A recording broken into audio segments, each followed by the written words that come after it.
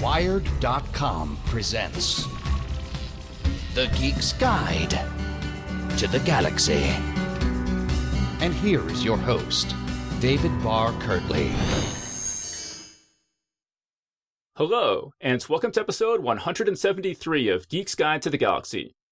Today on the show, we'll be discussing queer themes in horror and talking about Queers Destroy Horror, a special crowdfunded issue of Nightmare magazine. And this will sort of be a continuation of our panel on Queers Destroy Science Fiction from episode 133, so you might want to listen to that one too if you haven't already. And I'm joined by three guests. So first up, we've got Wendy Wagner. She's the managing/associate editor for Lightspeed and Nightmare magazines, and also served as guest editor for Queers Destroy Horror. She's also the author of Skinwalkers, a Pathfinder Tales adventure novel, as well as more than 30 short stories that have appeared in venues like Cthulhu Fhtagn, Farrago's Wainscot, and Beneath Ceaseless Skies. So Wendy, welcome to the show. Hi, David. Then next up, we've got Craig Lawrence Gidney, who served as an assistant editor for Queers Destroy Horror. He writes both contemporary young adult and genre fiction, and his first collection, Sea, Swallow Me, and Other Stories, was a finalist for the 2009 Lambda Literary Award. Bereft, a YA novel, appeared in 2013 from Tiny Satchel Press, and his second collection, Skin Deep Magic, is out now from Rebel Satori Press. So Craig, welcome to the show. Hello.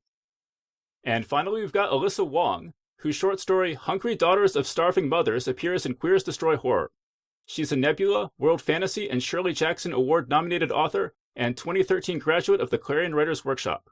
Her work appears in the Magazine of Fantasy and Science Fiction, Strange Horizons, Tor.com, Uncanny Magazine, and Black Static, and she's currently a first-year MFA student at North Carolina State University. So Alyssa, welcome to the show. Thank you. Okay, and so the first thing I want to talk about is just whether you guys saw many queer characters in horror growing up, and if so, what you thought of those characters. So Craig, let's start with you. What was your experience with that? I'd say the first queer character that really got to me was in Shirley Jackson's The Haunting, where she had that chic bisexual character. I forget what her name was, but Theo. She wasn't Theo. That's it, Theodora, and she was friends with Eleanor, who I always thought was, if not classically queer, she was on some other spectrum at least, because she really wasn't. She didn't have romantic interests, it seemed like. Well, I mean, Craig, I've also heard you talk about Tanith Lee and the impact she had on you. Could you talk about that? Oh, yeah, sure. I remember when I first picked up a book of Tanith Lee's, it was Delirium's Mistress, and I remember it very clearly. I was riding on a bus going to a job in a really blighted area of D.C., and the first thing that came across was, of course, her gorgeous prose. And the first section was basically this queer love story. And I was like, oh my God, you can write that? So that's what that meant to me. Right, because I think you said you were still in the closet at that point. Yes, I was. And so it was very helpful and for me to come out of the closet to her. And I actually wrote her a letter, thanking her for that. Oh, did she write back? Not until many years later, when we actually met in person. I think the letter got lost. Oh, that's too bad. Well, how about Wendy? What was your experience with this? I can't remember, seeing anyone queer in a horror movie or in a horror novel that I read growing up at all. I mean, I don't really remember reading any queer characters until I was probably late middle school age and, picking up Mercedes Lackey novels. Just definitely not horror, although the outfits could be construed horrifically now. So definitely horror was, my experience of it as a younger person was a very straight realm. Huh. So you guys didn't see any negative portrayals of queer characters at all because there just weren't many queer characters, or did you? I did. Back in the 70s, there was a movie, sort of a blaxploitation movie called Blackula. And the first victims were an interracial gay couple, and they they're the first victims of Blackula. And of course, they were played for comic relief, because they were, interior decorators and all that sort of thing. So, Oh, of course. so, Right.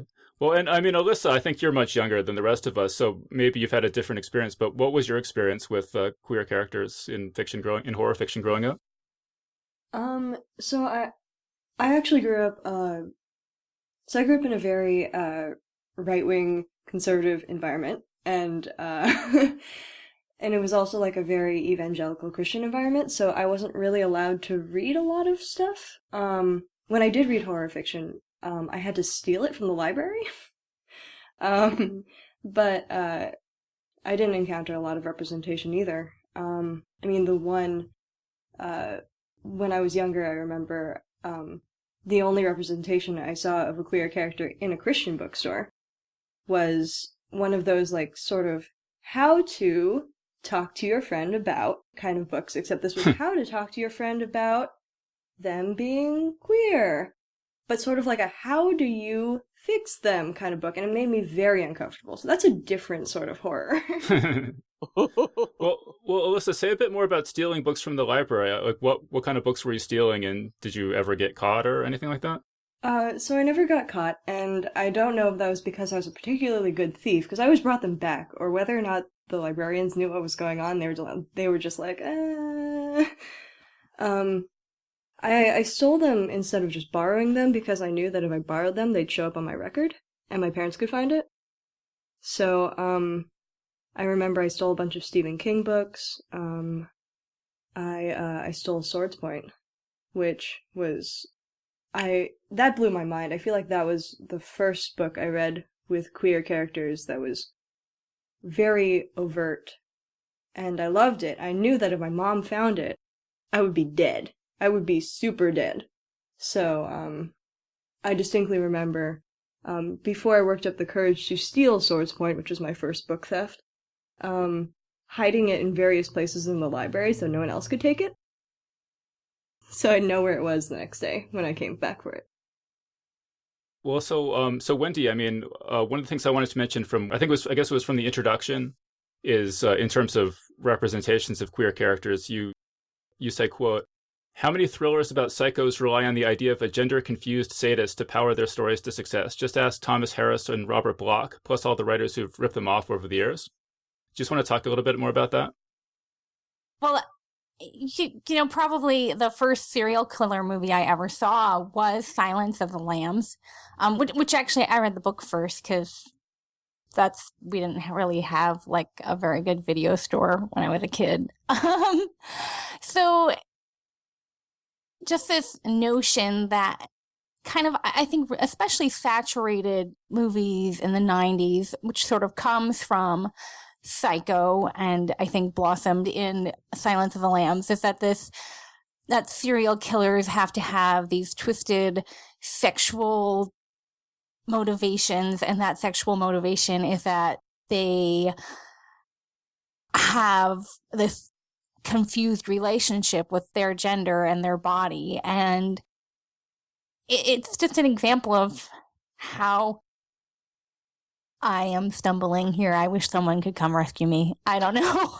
Well, may I rescue? Please, Craig, please. Okay. There is the book called The Celluloid Closet by, I don't know how to pronounce his first name, but it's something like Vittorio Russo.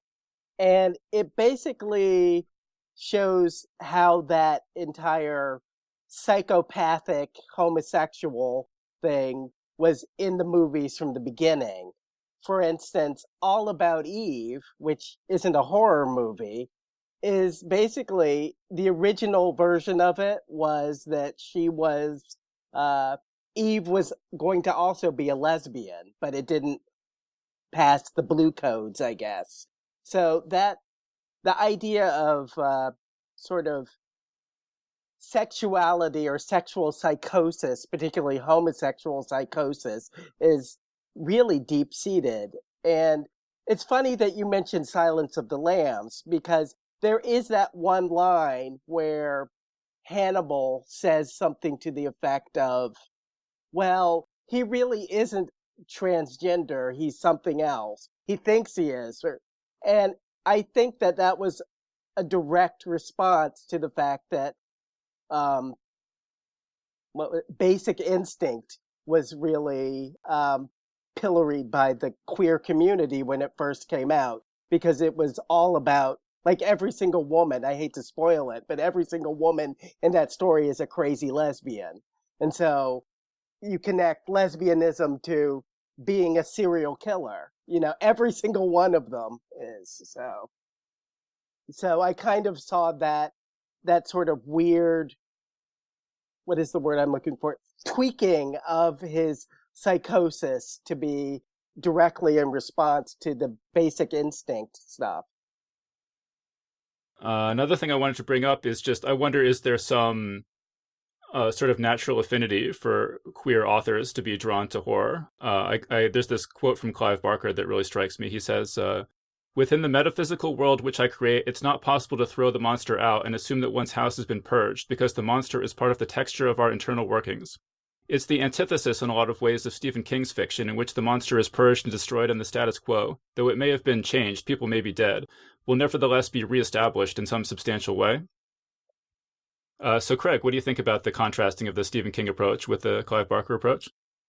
Well, I think that there is a connection with gays and horror. A lot, in fact, most of the people that I know who are gay all love horror movies. And I've been trying to figure out why that was, because it just all it's like you like dance music, blah, blah, blah, and horror movies, every single one. If you go on OkCupid, half the things are like, oh, I love horror movies. And I think it's partially because, like Clive says, is that a lot of the horror, you feel like you're the freak in many ways.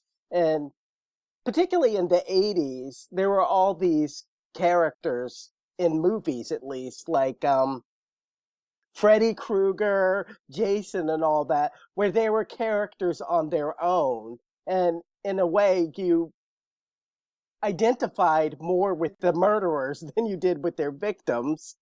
Number one. Number two, there's this subtext in all of those sort of slasher films where it's rampant heterosexual teenage promiscuity. And so you get to vicariously, get rid of the jocks that usually were the biggest fag bashers. Well, I mean, Craig, you mentioned Nightmare on Elm Street, and I don't know if you guys saw the link I sent you about Nightmare on Elm Street 2, which I guess is famous for having what many people see as a gay subtext. I don't know, are you familiar with that at all? No, I'm not, actually.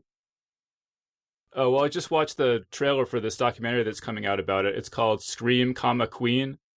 And I guess a lot of people, the actor in the movie who plays the main character was gay, but he was closeted. And so he accepted the role in this movie. And then it turned out to be a movie that, it's not clear to me whether intentionally or not, ended up with this apparently extremely obvious gay subtext. And it's this sort of... do you want to talk about that, Alyssa? So a friend of mine recently sent me an article on this, actually. But I believe that the screenwriter knew that it was and wanted to write a gay movie. And there are scenes like specific shots where like the protagonist is dancing and it focuses in on his butt bumping in like a drawer, and like there's a part where he meets his gym teacher when he's running away in a leather bar, and then like no, I'm serious, it's amazing. It is amazing. And then later on, spoiler alert, the gym teacher is killed by like he's killed in the showers, naked, getting towel whipped. So I mean, there's a lot to work with, and that's just scratching the very obvious surface. But apparently the screenwriter was totally down for this. The director had no idea. And I was like, you're the director. Like, you're the person who's literally calling every shot. How do you not notice? So maybe he didn't notice, but who knows? It's kind of amazing. I wanted to mention that if we're talking about queer characters in horror, it seems like there's this inevitable tendency in horror to have bad things happen to the characters, but that at the same time, people are pretty sick of seeing bad things happen to queer couples. And how do you navigate that as a writer? I don't know, Wendy, what do you think about that? Is that a problem, having those two things going together? We actually got the same question when a group of us were over on Reddit, and I thought a great response that someone had is, it's what makes it terrible when, like, so frustrating when bad things happen to queer characters is that in regular environments, not necessarily in Queers Destroy Horror, but it's usually that the queer couple or the one queer character, that's it. They're the only queers on the screen, and they're sort of like the token. And anytime you have a situation where someone is the token, they kind of have to be, they're like the stand-in for like every queer person who's watching the movie. It's like Black Widow, right? Like, she's the only woman in all of the Marvel movies. So what happens to her has to represent for every woman who's going to watch that movie. And so when you have tokenism and something bad is happening to your character, then it's frustrating. When you have a whole bunch of queer characters and bad things are happening, it's just like, wow, horror sucks. So that's kind of the way that I look at it. If you have a lot of great queer characters in your story, it doesn't really matter if one of them gets their head chopped off and Cthulhu sucks out their blood, because, it's just going to happen to everybody. So, as long as it's not like Cthulhu going, "You're too queer to live, blah, your blood is mine." Suck, suck, suck, suck, suck. Totally. Well, I also get it from the other side, which is a lot of horror movies, when they have African American characters, part of it is that there's a trope in which the black guy dies first.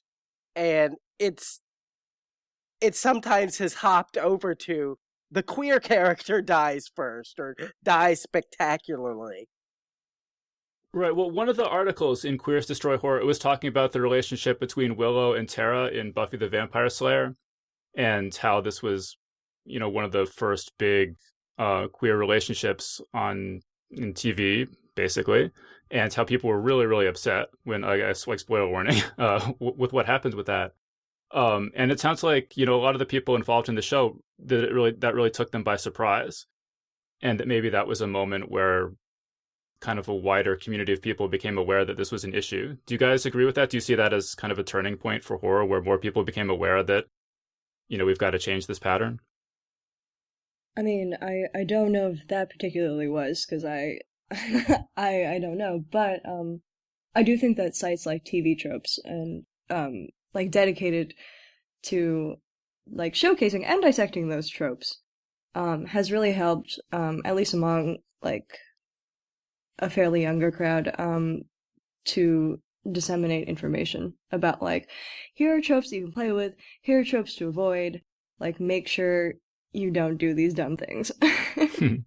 Are there any particular tropes you can think of that deal with queer characters in horror? There's they're the ones that we already mentioned, and that Craig specifically mentioned, like the black guy dies first, the queer person dies first, and you can add them both together for bonus points. The black queer character dies first, and when I see that, it's always so frustrating. That always makes me really mad. Another trope is frequently when you do have a black character or a queer character in a horror movie, they're comic relief. Oh, yeah. I'm so tired of that particular thing where they're all, super swishy and, that sort of thing. And I'm kind of tired of that because that just isn't true. There are gay guys that can snap people's spines like a potato chip if they want to. And that sort of vision of gay people just being all femme or lesbians all being butch is just not correct. I think very recently, I was reading this, that people had problems with The Walking Dead finally had some queer characters on there. So they had no problem with all the zombies eating people and the violence, but somehow the fact that gay people exist, was too far. That was a step too far. Right. Well, I mean, a lot of the essays in Queers Destroy Horror talk about this phenomenon of people saying, I don't care about the author's sexuality, I just want a good story. Do you guys want to touch on that point? Wendy?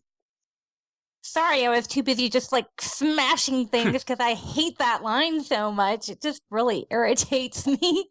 Like, yeah, we all want a good story. I think that's the most important thing about reading a short story or watching a movie or reading a book. However, good stories can have all kinds of people in it. And guess what? We live in a world with all kinds of people in it. So all kinds of people can appear in your fiction, and that will actually make it a better story. Congratulations, asshole. Well, yeah, and inevitably all these people, I think, saying, it doesn't matter whether the author is black or whatever, if the character is queer. Inevitably, they probably just read one type of fiction. I've always found that to be the case, that they don't read widely. That's one of the reasons why I don't like it. And frankly, what they're doing is that they're limiting themselves from finding some really great stuff because it's published by a queer press like Lethe Press or published by an African-American press like Rosarium. They look at it and they say, oh, black, not for me. Well, it always strikes me because people say, I don't want politics being injected into my fiction. I just want a good story. As if demanding that all fiction published everywhere only have straight characters in it has no political dimension to it whatsoever. Right? It's such bullshit, and I think that's what bothers me the most about it. When people are like, oh, I don't, it doesn't matter to me what the author's identity is. Like, they could be black, they could be white, they could be straight, they could be queer. I'm like, but the fact is, by saying, I feel like that claim reinforces the idea of straight and white, and usually male, being the default. I kind of also want to allude to the unpleasantness in science fiction around the Hugos, which is that all of the people saying, it doesn't matter, all of them have a clear political agenda. And it's just like their political agenda is not political, they're just writing about buxom babes and manly men and Joe Q white guy somehow is not political, but as soon as a gay person appears on screen, oh, it's it's a token, and it's like, bitch, yours is, yours is political too, When I put a white person in my story, I know that it's political, Mm-hmm. Same. And another thing is, I mean, maybe you can make a pair of jeans and not include any reference to the person who made them. Maybe you can cook some oatmeal and it doesn't reflect the person who made it. But you're talking about fiction. Every piece of fiction is, no matter how it might not seem that way, especially if you're reading a James Patterson novel, but it is an outpouring of the person who created it. And the person who created it can file their fingerprints off of it, but its DNA still comes from the person who created it. And fiction is art. It is an outcropping of unique personal experience. My unique personal experience is that I'm a bisexual woman living in Oregon, and every piece I write, even if it's about a teenage boy, is still going to be drawing off of that experience and colored by it. And I don't think it's actually possible to create fiction that doesn't have anything political about it, because we are all beings living in a political space that impacts our every moment. how can we create anything that's not political? Well, my other thing too is, as writers, occasionally you get that too. Like, why do you write about this particular thing? It could be more universal. Well, frankly, I think that my Black experience and my gay experience can be universal too. There's something to be said there. And a lot of fiction, you know, is like that. I look at the work of Caitlin Kiernan, and somehow if she edited out the sort of trans lesbian autobiographical stuff, it would be a different sort of piece of fiction. And Caitlin Kiernan has a story in this in Queers Destroy Horror. Yes, she does. Why don't you say, Wendy, who are some of the other authors included in this issue? Well, we've reprinted stories by Caitlin Kiernan, Kelly Eskridge, and Poppy Z. Bright. And then we have original fiction from Alyssa Wong, Sunny Moraine, Matthew Bright, Lee Thomas, and Chuck Palahniuk. And were there any, like, who would you say are some of the other big names in queer horror that you would have really loved to get if you could have? Well, I definitely would have loved to have gotten a story from Clive Barker. And there are Richard Bowes is a really terrific writer whose work I would have really have liked to have included. Sam J. Miller is he's a new writer, and actually it was kind of heartbreaking because he submitted a story that was just close enough to another story that I had already accepted for Queers Destroy Horror. And I was like, oh man, I love this story, but I can't use it. So we're going to use it in Nightmare in January 2016. And I think you'll be in for a real treat. Actually, there is an author who we reprinted one of his poems for in Queers Destroy Horror. His name is Joel Lane, but he has a lot of wonderful short stories that I went back and forth between some of his pieces, and then finally we decided to go with his poetry. But he is one of my all-time favorite writers of short fiction, and you should look him up if you haven't read anything by him. I mean, Craig, do you have any other like big queer authors that you want to mention? In terms of horror, there was, well, actually, I don't know if this person is queer or not, but they did a really good job. There's a book called Dawn Song, and it's absolutely horrifying. And it's set in Boston, and the main character is a gay guy. I think it was reprinted by Shizine.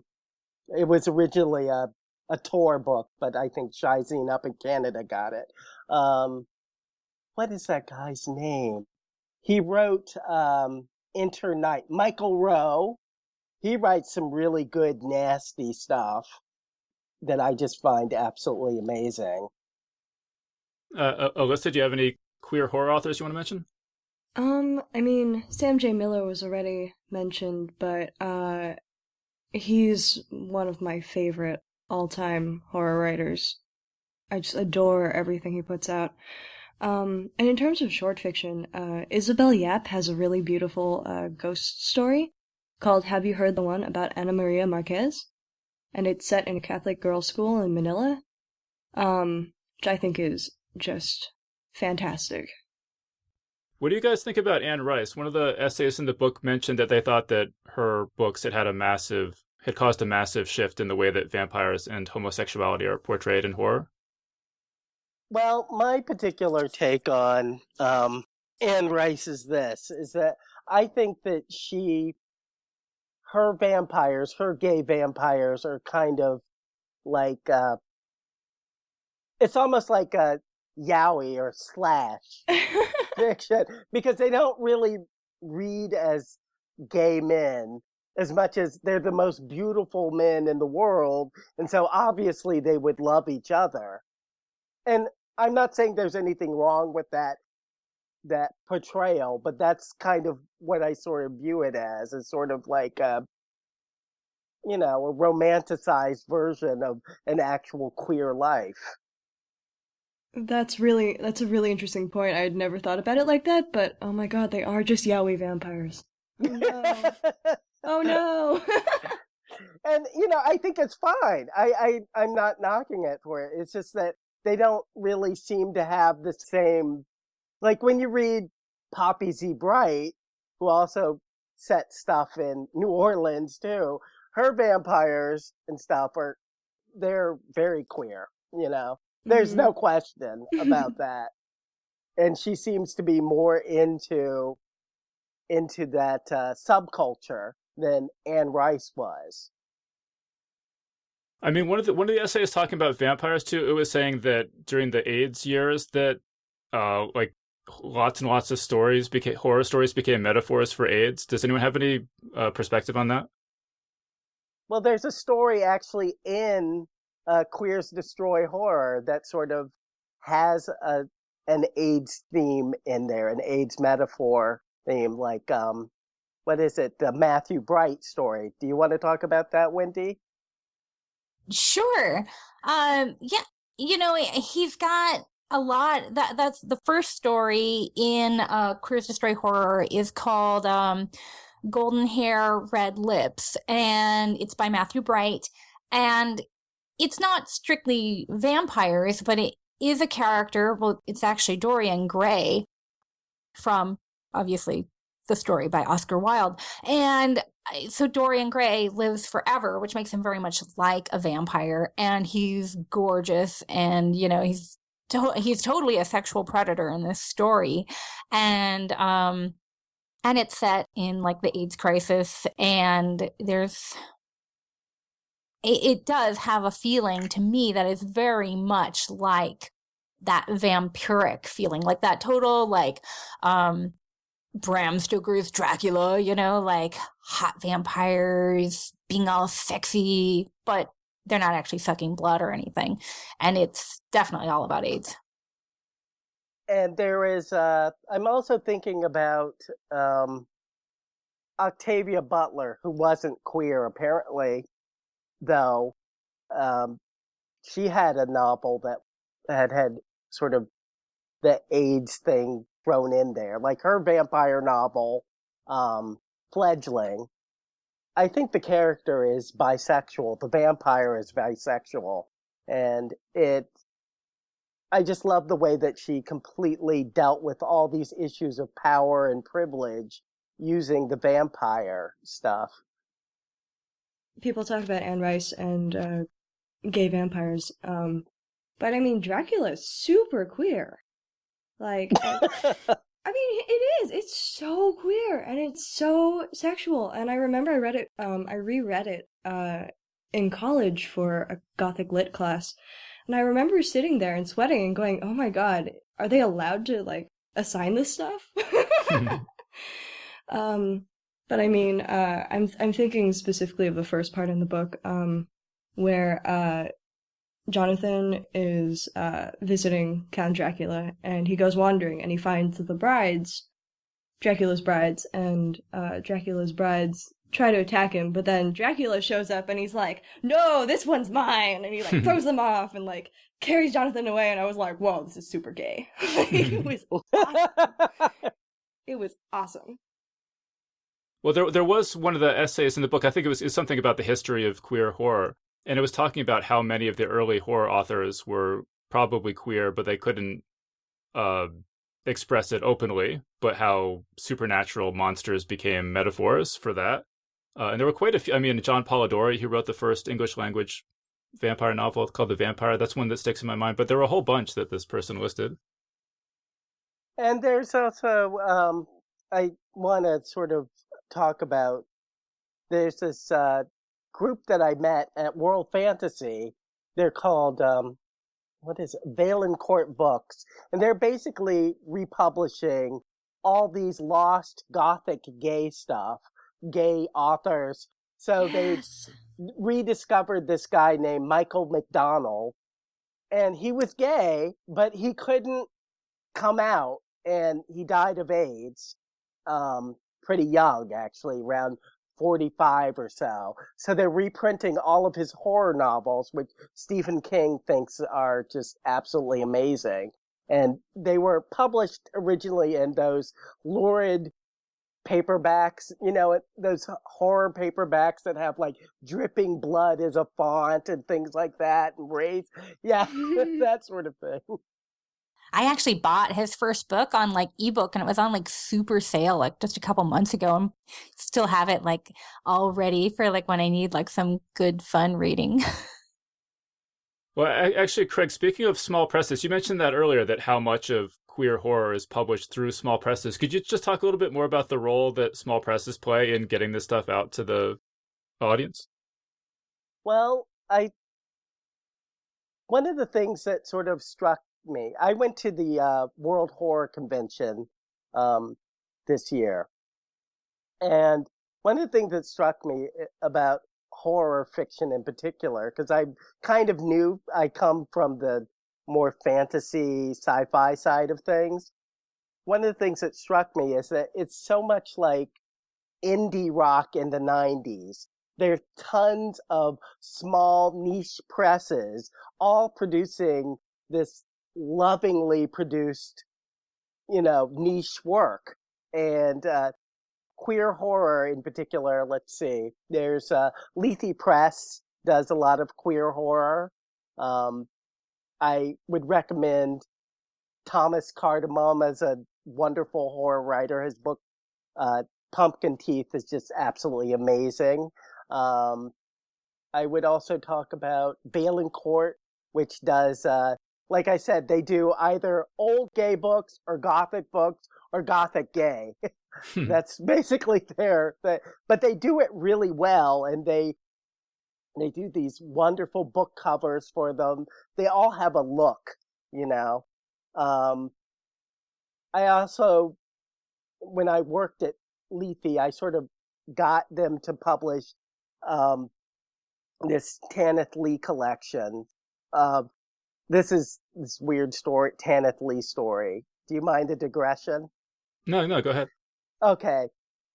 Tanith Lee contacted me one time, and she said that she had these books that she channeled through the spirit of a old Jewish lesbian.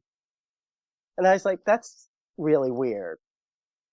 So I got the book and I read it, and they're absolutely fabulous. It's like Sarah Walters, the one who did, what is it? Finger Tipping the Velvet, that sort of thing, on crack. It's just absolutely gothic lesbian craziness. And a lot of it is, I would say it's more gothic than it is horror, but there's some horrific things that happen in there, and there are ghosts and things like that. So Lethe Press put that one out, as well as a bunch of other horror stuff. Let me just stop you there for a second. So she was saying that the spirit of this Jewish lesbian had sort of inhabited her body and had written this story? Yes, absolutely. And was it? She writes longhand, and she said even her handwriting was different. And it was fiction, though? The spirit was writing fiction, or was the spirit writing something that had happened to it or something? It's unclear. She said that the character would lie to her. Frequently, the fictions lie. Some of it is clearly fiction, and some of it is autobiographical, because certain images keep on coming back through the story. And it gets even better. She also was inhabited by the spirit of her gay Jewish brother, whose name was Judas. Sounds crazy. And this was at World Fantasy, or not World Fantasy, Orbital, where I met her. And she's told me the story that she had. And about maybe a year later, she sent me a copy of the story that Judas Garber had written. And it is absolutely one of the most amazing pieces of fiction, because it's fantastical, but it's also grounded in reality. And it's very much in that that mode. Um, I just can't even explain it. It's just amazing. And did she write all her other books, or did she have other spirits writing any of those? No, she wrote all of her other books by herself, but it's an interesting concept.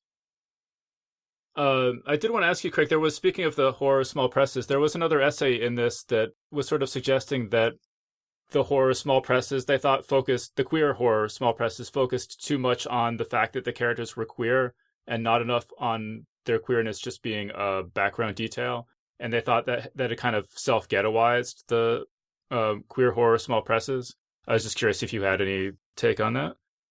Well, I actually was a judge for some of the for Lambda Literary one time, and I got tons of books, and a lot of there is a sort of thing where they put, like, gay presses will put a half-naked man on the cover to sell it, and it isn't always reflected in the actual book itself. It's like the naked lady in science fiction in 70s doesn't necessarily mean that it's trash. They just threw it on there. But I definitely see that's an issue, that a lot of people sort of, they're really handsome young men or really, sexy lesbians, and the fact that they're sexy is almost more important than the story. There is that sort of thing about in certain queer presses, that they really could do a better job of, foregrounding the fact that it's a horror story with queer characters rather than a gay horror, I mean, like, Wendy or Alyssa, do you guys ever seek out stuff that's marketed explicitly to a queer audience? Is that something that you've ever been drawn to? So I definitely do. I think even in my library thief adventures, I don't think we had, like, LGBTA, YA sections yet, but, like, I feel like, especially for YA, libraries are starting to do that. And there's so many blogs that highlight books by marginalized creators, and I almost feel like I'm making up for my childhood of not having any by trying to read as much and as many as I can. I mean, can you think about what any of those blogs are? Well, let's see. I think the ones that are coming to mind right now are Rich in Color. Diversity in YA is a good one. And it's for all kinds of diversity, not just queer diversity. Well, so Alyssa, why don't you tell us about your story from Queers Destroy Horror? Okay. So my story, Hungry Daughters of Starving Mothers, is about finding love in the big city. It's not about finding love in the big city. It's sort of about, in a way, it was a response to that idea that you only needed one of any person of any identification in a story. I really wanted to write a queer Asian American story, and one that sort of celebrated the vast variety of Asian American experiences, but also was tied together with that feeling, like that shared feeling of isolation, in the sense that, like, as someone who is growing up as Asian American, you're an outsider both in America, because you're always seen as that Asian kid, and you're also an outsider in the country that your parents or their parents came from. And in that sense, what ties you together as, like, two other Asian Americans is that feeling that you don't really belong anywhere.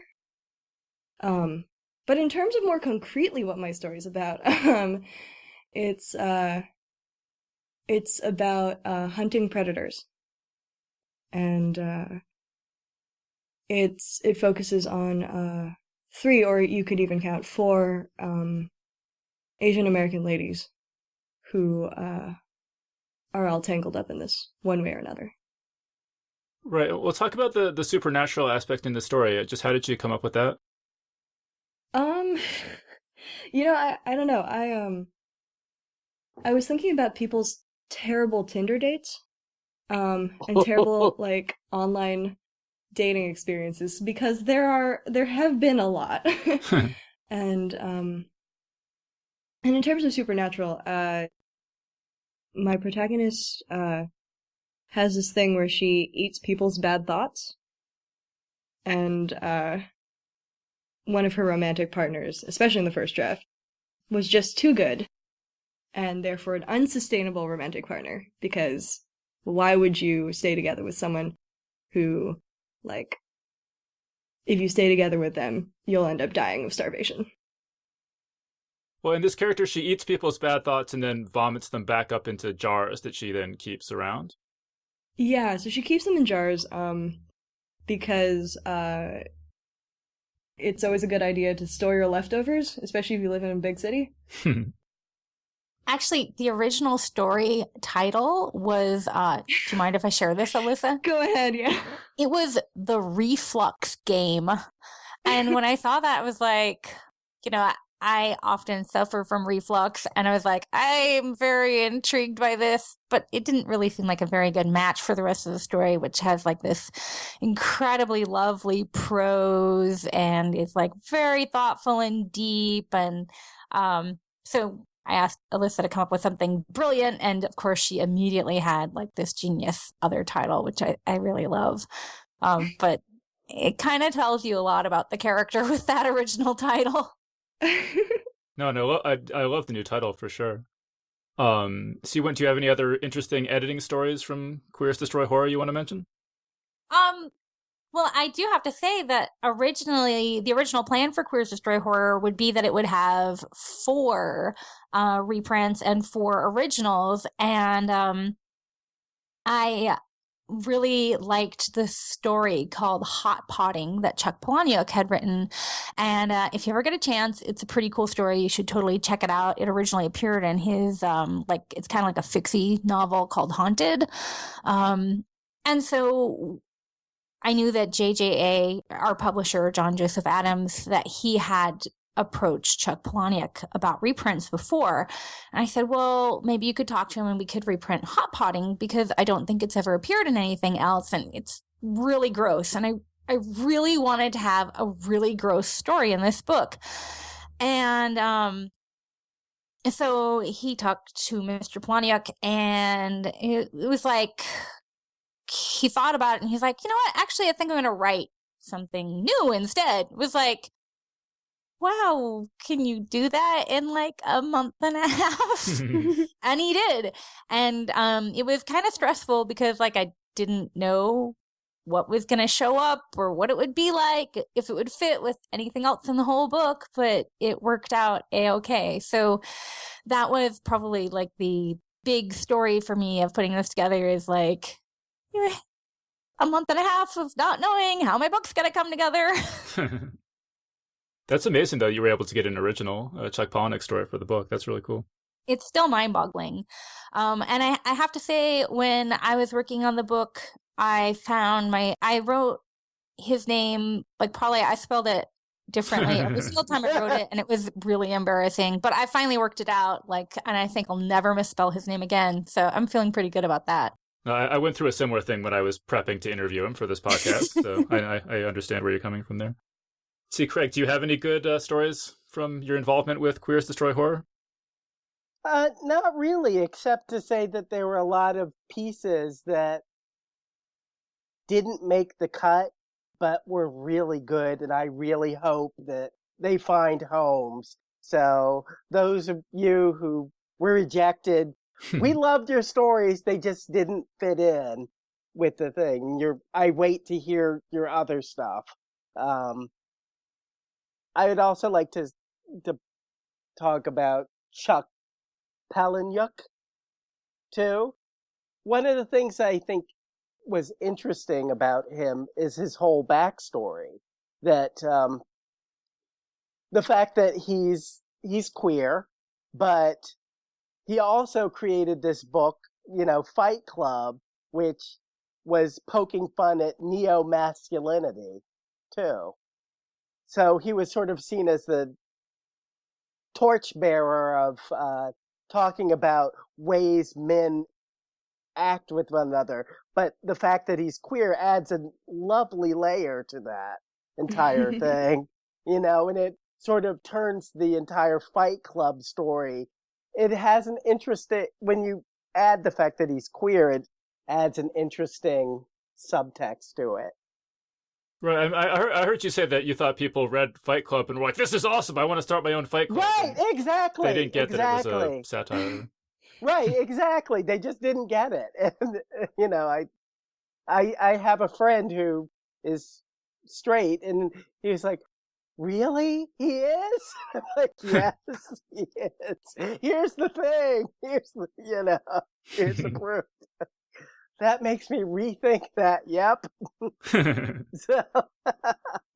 So I'm glad that he consented to being in there.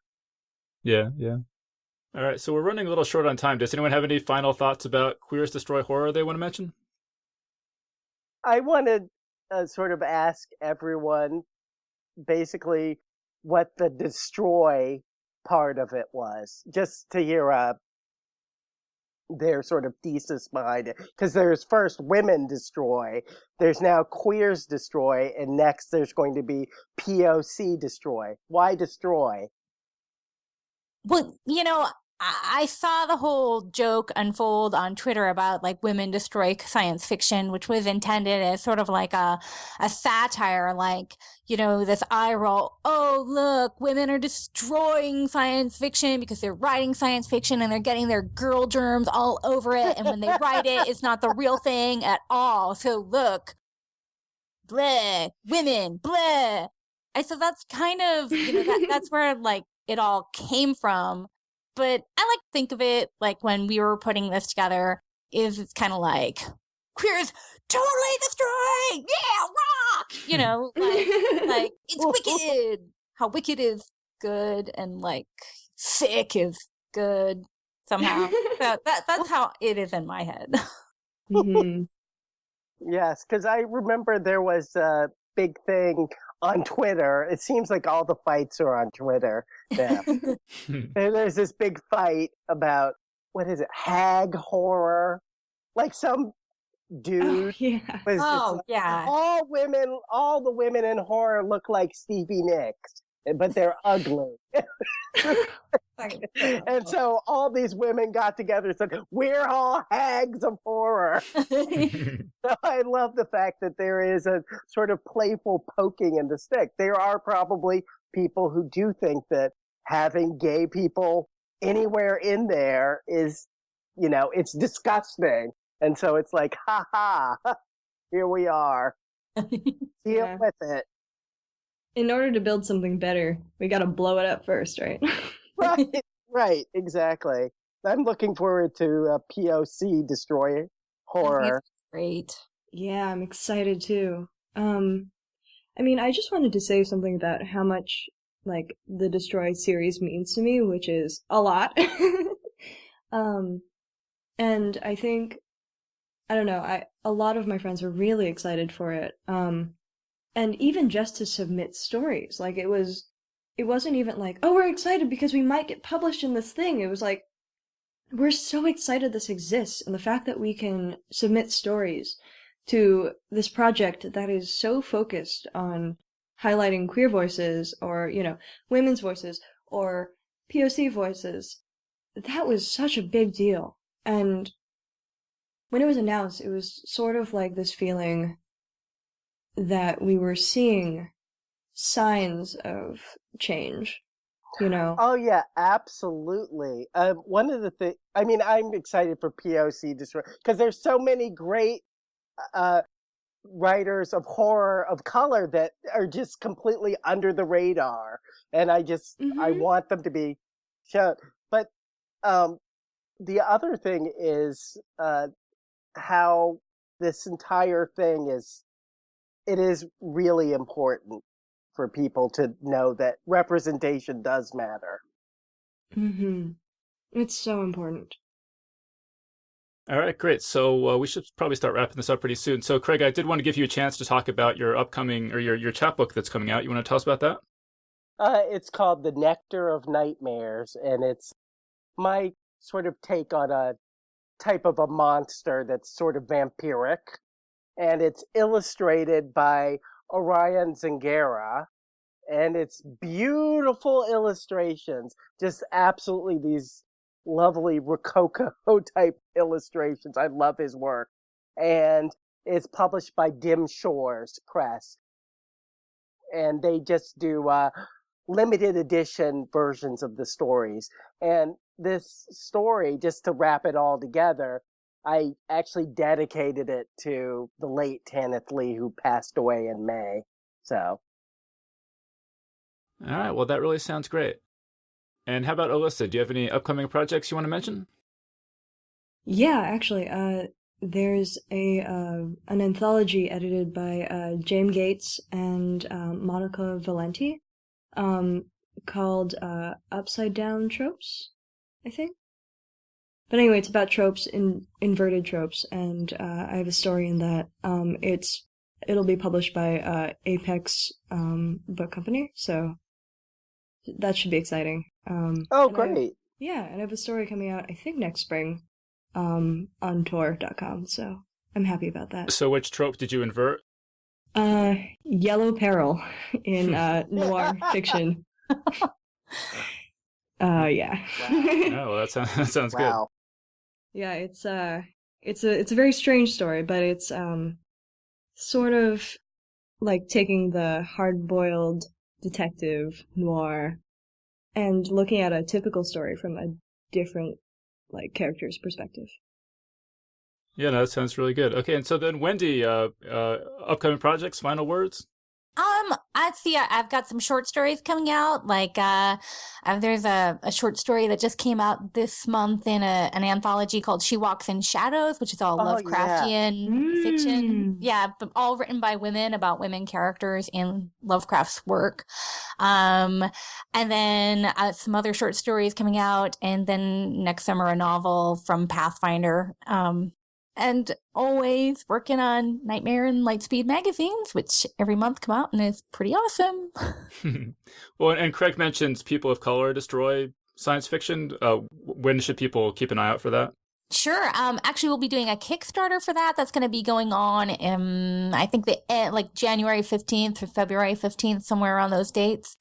And if that funds well enough, then we'll have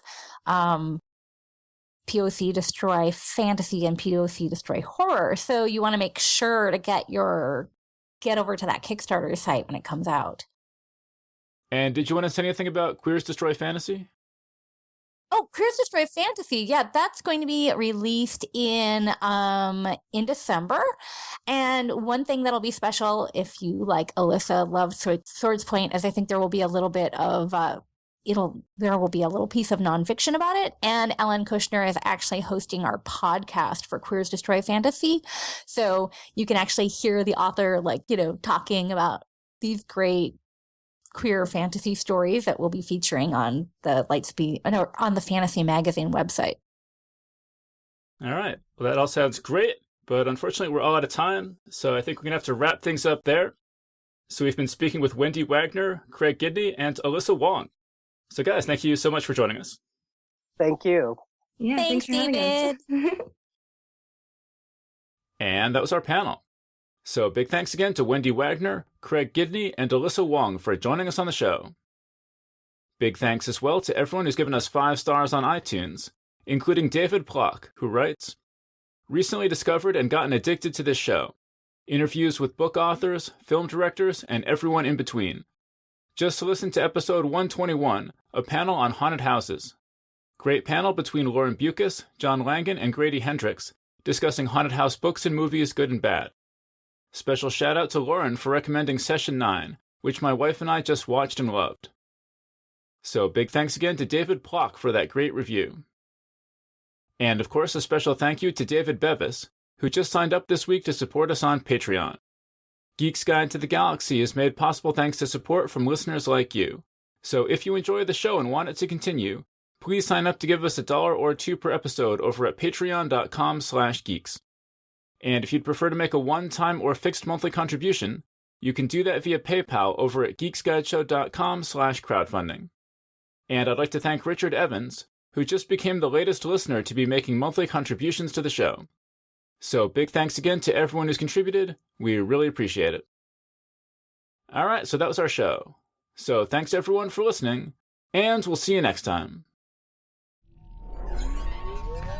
The Geek's Guide to the Galaxy is a production of Wired.com. For more information about the show, visit geeksguideshow.com. To learn more about your host, visit davidbarrkirtley.com. Music and voiceover produced by yours truly, Jack Kincaid. If you enjoyed this program, tell your friends. If you didn't enjoy it, tell no one. Thank you for listening.